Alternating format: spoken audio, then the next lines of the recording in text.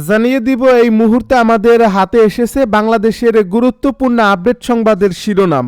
শুরুতেই থাকছে গানম্যান নিতে সরকারের প্রস্তাব প্রত্যাখ্যান ডাকসু ভিপির। এবারে জানিয়ে দিব বিভাগীয় কমিশনার, ডিসি ও এসপিদের সঙ্গে ইসির বৈঠক আজ। এদিকে 3 দিন করে রিমান্ডে দীপু হত্যার 12 আসামি। আরও জানাবো 7 ঘন্টায় 12 লাখ টাকা নির্বাচনী অনুদান পেলেন ডাক্তার তাসনিম জারা। সব শেষে জানিয়ে দিব ভিপি নূরের আসনে স্বতন্ত্র হিসেবে মনোনয়ন সংগ্রহ বিএনপি নেতার। এতক্ষণ শুনছিলেন হাতে থাকা আপডেট সংবাদের শিরোনাম, এবারে বিস্তারিত।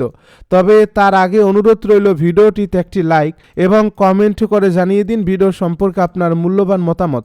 আরও জানিয়ে দিন ভিডিওটি কোথা থেকে দেখছেন বা কোন জেলা থেকে দেখছেন।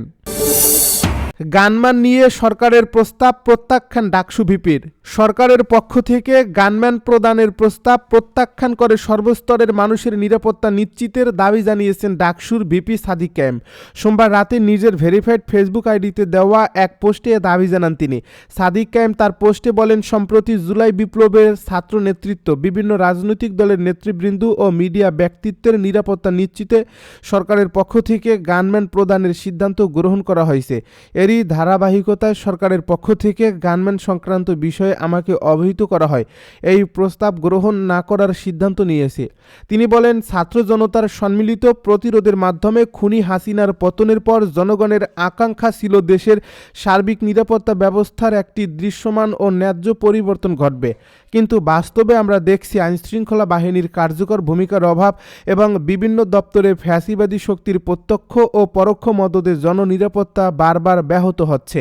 আইনশৃঙ্খলা বাহিনীকে কার্যকরভাবে সক্রিয় করে সন্ত্রাসীদের দৃষ্টান্তমূলক বিচারের আওতায় আনলে আজ নিরাপত্তা নিয়ে এত উদ্বেগ থাকতো না। এই প্রেক্ষাপটে বরং প্রশ্ন করা প্রয়োজন, কেন এই প্রত্যাশা এখনও পূরণ হয়নি। ভিপি সাদিক কায়েম বলেন, একদিকে শীর্ষ সন্ত্রাসীরা জামিনে মুক্ত হয়ে প্রকাশ্যে ঘুরে বেড়াবে, তাদের হাতে ওসমান হাদিরা শহীদ হবেন, অথচ খুনিরা ধরাছোঁয়ার বাইরে থেকে যাবে। অন্যদিকে ব্যক্তিগত নিরাপত্তার জন্য গানম্যান প্রদানের প্রস্তাব আসবে। এই বাস্তবতার সঙ্গে নিজেকে মানিয়ে নিতে আমার দ্বিধা হচ্ছে। ছাত্র শিবিরের কেন্দ্রীয় এ নেতা আরও বলেন, নিঃসন্দেহে আমাদের সবার নিরাপত্তা প্রয়োজন, তবে এই নিরাপত্তা যদি কেবল কিছু ব্যক্তি ও গোষ্ঠীর জন্য সীমাবদ্ধ থাকে তাহলে তা ইনসাফপূর্ণ হয় না। দেশের আপামার মানুষের জন্য একটি নিরাপদ ও ইনসাফের বাংলাদেশ বিনির্মাণেই আমাদের দাবি। দেশের ছাত্র জনতা এখনও অনিরাপদ অবস্থায় রয়েছে, তখন কেবল ব্যক্তিগত নিরাপত্তার জন্য গানম্যান গ্রহণ করাকে বর্তমানে আমি নিজের জন্য সঠিক মনে করছি না। বিভাগীয় কমিশনার, ডিসি ও এসপিদের সঙ্গে ইসির বৈঠক আজ। আসন্ন ত্রয়োদশ জাতীয় সংসদ নির্বাচনকে সামনে রেখে নির্বাচন ব্যবস্থাপনা সংক্রান্ত বিষয়ে বিভাগীয় কমিশনার, পুলিশ কমিশনার, জেলা প্রশাসক, পুলিশ সুপার সহ মাঠ প্রশাসন ও আইনশৃঙ্খলা বাহিনীর ঊর্ধ্বতন কর্মকর্তাদের আজ ব্রিফিং করবে নির্বাচন কমিশন। সোমবার নির্বাচন কমিশন সচিবালয়ের উপসচিব মোহাম্মদ মনির হোসেন স্বাক্ষরিত এক বিজ্ঞপ্তিতে এই তথ্য জানানো হয়। এতে বলা হয়, আসন্ন ত্রয়োদশ জাতীয় সংসদ নির্বাচন উপলক্ষে বিভাগীয় কমিশনার, পুলিশ কমিশনার, উপ মহাপুলিশ পরিদর্শক, আঞ্চলিক নির্বাচন কর্মকর্তা, জেলা প্রশাসক, পুলিশ সুপার এবং সিনিয়র জেলা ও জেলা নির্বাচন কর্মকর্তাদের অংশগ্রহণে অনুষ্ঠিতব্য নির্বাচন ব্যবস্থাপনা বিষয়ক ব্রিফিং মঙ্গলবার সকাল 10টায় অনুষ্ঠিত হবে। এ ব্রিফিংটি নির্বাচন কমিশন সচিবালয়ের অডিটোরিয়ামে অনুষ্ঠিত হবে। নির্বাচন কমিশন সচিবালয়ের সিনিয়র সচিবের সভাপতিত্বে আয়োজিত এ ব্রিফিংয়ে প্রধান অতিথি হিসেবে উপস্থিত থাকবেন প্রধান নির্বাচন কমিশনার। এছাড়া নির্বাচন কমিশনারগণ বিশেষ অতিথি হিসাবে উপস্থিত থাকবেন। এ ব্রিফিংয়ে আমন্ত্রিত অতিথি হিসাবে উপস্থিত থাকবেন মন্ত্রী পরিষদের সচিব, প্রধান উপদেষ্টার মুখ্য সচিব, স্বরাষ্ট্র মন্ত্রণালয়ের সিনিয়র সচিব, জনপ্রশাসন মন্ত্রণালয়ের সিনিয়র সচিব এবং মহাপুলিশ পরিদর্শক।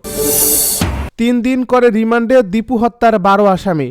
ময়মনসিংহের ভালুকায় ধর্ম অবমাননার অভিযোগ তুলে পোশাক কারখানায় কর্মী দীপুচন্দ্র দাসকে পিটিয়ে হত্যার পর মরদেহে আগুনের ঘটনায় গ্রেপ্তার 12 আসামিকে জিজ্ঞাসাবাদের জন্য হেফাজতে পেয়েছে পুলিশ। সোমবার দুপুরে ময়মনসিংহের চিফ জুডিশিয়াল ম্যাজিস্ট্রেট আদালতের বিচারক শাহাদাত হোসেন তাদের প্রত্যেককে 3 দিন করে পুলিশি রিমান্ডে নেওয়ার আদেশ দেন। আদালত পুলিশের পরিদর্শক শেখ মোস্তানিসুর রহমান কালবেলাকে বিষয়টি নিশ্চিত করেছেন। এদিকে নিহত দীপুর বাড়িতে এখনও থামেনি শোকের মাতম। স্বামী হারানোর শোকে দীপুর স্ত্রী ও সন্তান হারানোর বেদনায় বাবা মা সহ পুরো পরিবার শোকে কাতর। পরিবারের একমাত্র উপার্জনক্ষম মানুষটিকে হারিয়ে শোকের মাতম ঘিরে ধরে পুরো পরিবারটিকে। অন্যদিকে প্রতিদিনই বিভিন্ন সংস্থা ও সংগঠনের পক্ষ থেকে তাদের খোঁজ খবর নেওয়া হচ্ছে, আর্থিক সহায়তা সহ দেওয়া হচ্ছে নানান আশ্বাস। ময়মনসিংহ আদালত পুলিশের পরিদর্শক মোস্তাসিনুর রহমান কালবেলাকে জানান, ধর্ম অবমাননার অভিযোগ এনে পিটিয়ে হত্যার ঘটনায় গ্রেপ্তার 12 জনকে জিজ্ঞাসাবাদের জন্য 5 দিন করে রিমান্ড চান মামলার তদন্ত কর্মকর্তা। সব আসামির উপস্থিতিতে রিমান্ড শুনানি শেষে প্রত্যেকের 3 দিন করে রিমান্ড মঞ্জুর করেন আদালত।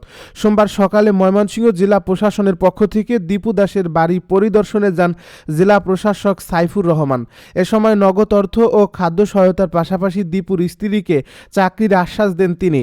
এদিন সকালে তারাকান্দা উপজেলার নির্বাহী কর্মকর্তা আমিনুল ইসলাম সহ জেলা ও উপজেলা প্রশাসনের কর্মকর্তাদের নিয়ে দীপুর বাড়িতে যান জেলা প্রশাসক সাইফুর রহমান। কর্মকর্তারা দীপুর পরিবারের খোঁজ খবর নেন এবং পরিবারের প্রতি সমবেদনা জানান। পরে প্রশাসনের পক্ষ থেকে নগদ 25,000 টাকা, শীত বস্ত্র, শুকনো খাবার ও একটি সেলাই মেশিন দীপুর পরিবারের কাছে তুলে দেওয়া হয়। হত্যায় জড়িতদের শাস্তির দাবিতে বিক্ষোভ অব্যাহত। দীপু হত্যায় জড়িতদের গ্রেপ্তার ও দৃষ্টান্তমূলক শাস্তির দাবিতে ময়মনসিংহ নগরী ও জেলার তারাকান্দায় বিক্ষোভ প্রতিবাদ সমাবেশ হয়েছে। সোমবার দুপুরে সচেতন ময়মনসিংহবাসীর ব্যানারে ময়মনসিংহ প্রেস ক্লাবের সামনে মানববন্ধন ও বিক্ষোভ সমাবেশ হয়। এতে দীপু দাসের পরিবারের লোকজন সহ সাধারণ মানুষ উপস্থিত ছিলেন। 7 ঘন্টায় 12 লাখ টাকার নির্বাচনী অনুদান পেলেন ডাক্তার তাসনিম জারা। জনগণের কাছে নির্বাচনের তহবিল চেয়ে সামাজিক যোগাযোগ মাধ্যম ফেসবুকে পোস্ট করেছেন ঢাকা 9 আসনের সংসদ সদস্য প্রার্থী ও জাতীয় নাগরিক পার্টির সিনিয়র যুগ্ম সদস্য সচিব ডাক্তার তাসনিম জারা। এজন্য নিজের বিকাশ পার্সোনাল নম্বর, ব্যাংক অ্যাকাউন্ট প্রকাশ করেছেন। এই পোস্টের পর আরেক পোস্টে তাসনিম জারা জানিয়েছেন মাত্র 7 ঘন্টায় 12 লাখ টাকার বেশি অনুদান পেয়েছেন তিনি লেখেন, মাত্র 7 ঘন্টায় আপনারা 12 লাখ টাকারও বেশি পাঠিয়েছেন। এতটা অভূতপূর্ব আপনারা পাশে দাঁড়াবেন তা সত্যিই আমাদের কল্পনার বাইরে ছিল। আপনাদের প্রতি আন্তরিক কৃতজ্ঞতা। তাসনিম যারা আরও জানান, তার মোট লক্ষ্য মাত্র 46,93,580 টাকা। আর 38 লাখ টাকা সংগ্রহ সম্পন্ন হলেই ফান্ডরাইজিং বন্ধ করে দেবেন তিনি। এর আগে আরেক পোস্টে তিনি জানান, বিকাশ একদিনের সর্বোচ্চ লেনদেনের সীমা অতিক্রম করে ফেলছে, যার ফলে এই মাধ্যমে এদিনের জন্য আর লেনদেন করা সম্ভব হচ্ছে না। অন্য মাধ্যমগুলোতে টাকা পাঠানোর অনুরোধ করেন তিনি। অনুদান চেয়ে দেওয়া এই পোস্টের 4 ঘন্টা পর তিনি জানান 5,26,000 টাকা পেয়েছিলেন তিনি। এ সংক্রান্ত প্রথম পোস্টে তাসনিম যারা লিখেন, নির্বাচনে একজন প্রার্থী আইনগতভাবে সর্বোচ্চ 25 লাখ বা ভোটার প্রতি 10 টাকা খরচ করতে পারেন, কিন্তু বাস্তবে শোনা যায় একজন প্রার্থী 20 থেকে 50 কোটি টাকা খরচ করেন, অথচ নির্বাচন কমিশনের কাছে গিয়ে বলেন মাত্র 25 লাখ টাকা ব্যয় করেছেন, যার ফলে প্রায় সকলের সংসদে যাওয়ার যাত্রাটা শুরু হয় আইন ভাঙা ও মিথ্যা বলার মাধ্যমে। তিনি লিখেন, আমি এ অসত্যতা ও মিথ্যা রাজনীতি করব না। আমি প্রতিজ্ঞা করছি যে আইনে অনুমোদিত টাকার বাইরে আমি 1 টাকাও বেশি খরচ করব না। অনেকে বলেছিলেন এত অল্প বাজেটে নির্বাচন করা অসম্ভব। আমি তাদের বলেছি নতুন বাংলাদেশ গড়তেও অন্য উপায় নেই। যারা লিখেন নির্বাচনের খরচ যখন 10 কোটি বা 20 কোটি টাকা ছাড়িয়ে যায়, তখন সেই টাকা তোলার জন্য নির্বাচিত হওয়ার পর চাঁদাবাজি আর টেন্ডারবাজি করাটা তাদের জন্য বাধ্যতামূলক হয়ে দাঁড়ায়। এভাবেই রাজনীতিটা সাধারণ মানুষের হাত থেকে ছিনতাই হয়ে মুষ্টিমেয় কিছু সিন্ডিকেটের হাতে চলে যায়। বিপি নূরের আসনে স্বতন্ত্র হিসেবে মনোনয়ন সংগ্রহ বিএনপি নেতার। পটুয়াখালী 3 আসনের নির্বাচনী লড়াইয়ের সমীকরণে নতুন মন নিয়েছে। এই আসনে গণ অধিকার পরিষদের সভাপতি নুরুল হক নূরের প্রার্থী হওয়ার ঘোষণার মধ্যেই স্বতন্ত্র প্রার্থী হিসেবে মনোনয়নপত্র সংগ্রহ করেছেন বিএনপির কেন্দ্রীয় নেতা ও ঢাকা বিশ্ববিদ্যালয় ছাত্রদলের সাবেক সভাপতি হাসান মামুন। সোমবার দুপুরে তার পক্ষে উপজেলা বিএনপি নেতাকর্মীরা এই মনোনয়নপত্র সংগ্রহ করেন। একই আসন থেকে ডাকসুর সাবেক বিপি নুরুল হক নূর তার দলের ট্রাক প্রতীক নিয়ে নির্বাচনের ঘোষণা দেওয়ার পর থেকেই স্থানীয় রাজনীতিতে আসন সমঝোতা নিয়ে নানা গুঞ্জন চলছিল। তবে হাসান মামুনের মনোনয়নপত্র সংগ্রহ সেই গুঞ্জনের বিপরীতে নতুন আলোচনার জন্ম দিয়েছে। মনোনয়নপত্র সংগ্রহকালে গলাচিপা উপজেলা বিএনপির সভাপতি বীর মুক্তিযোদ্ধা সিদ্দিকুর রহমান সরাসরি বলেন, বিপি নূর বলেছিলেন একটি আসনের জন্য তারা সমঝোতায় যাবেন না। তিনি নির্বাচন করুন বা না করুন, আমরা হাসান মামুনের পক্ষেই থাকব। স্বতন্ত্র প্রার্থী হওয়া প্রসঙ্গে হাসান মামুন জানান, আসন সমঝোতা হলেও যদি তিনি দল থেকে শেষ পর্যন্ত সবুজ সংকেত না পান তবে স্বতন্ত্র হিসেবে মাঠে লড়বেন।